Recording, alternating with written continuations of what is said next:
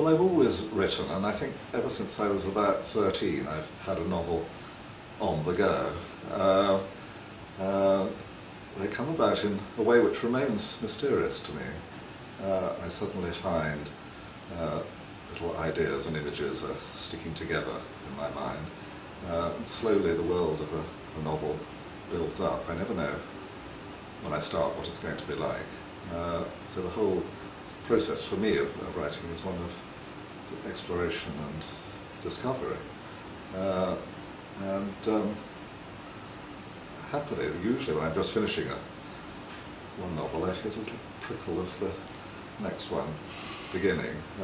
So I'm already sort of filling a notebook with ideas for another one. So what I can say is really that it's just an ongoing process or sort of stream in my life.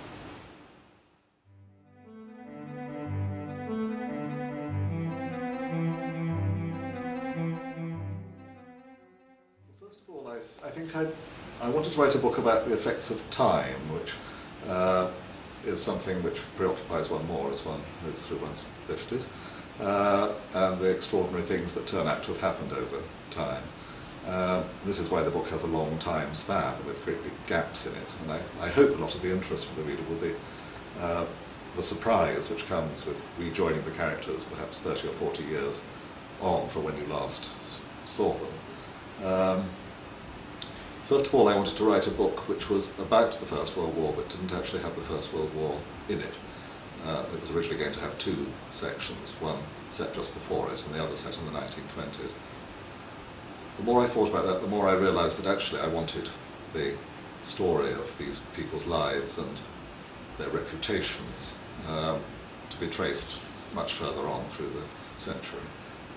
So the book, which was originally going to be in 2 parts, ended up being in 5.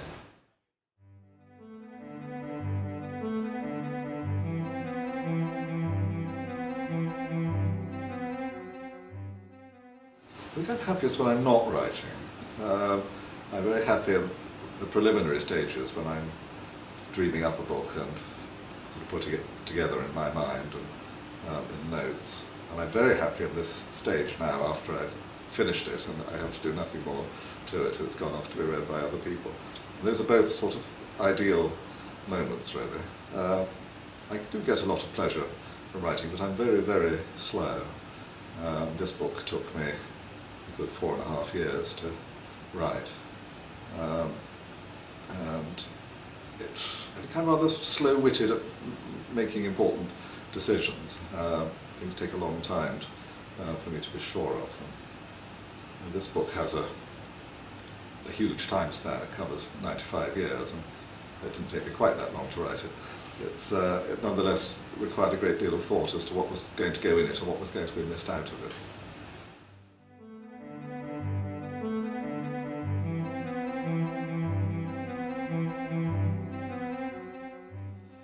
Yes, when I do really get going, I'm quite strict about it.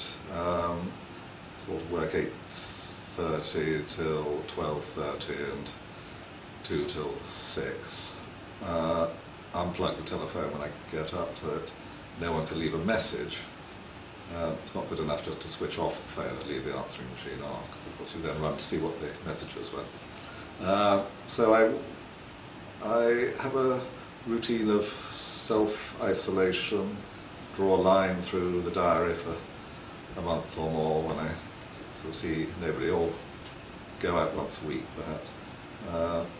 I wish I could integrate writing more into the pattern of my everyday life, but I'm afraid the only way I seem to be able to do it is by this rather extreme measure.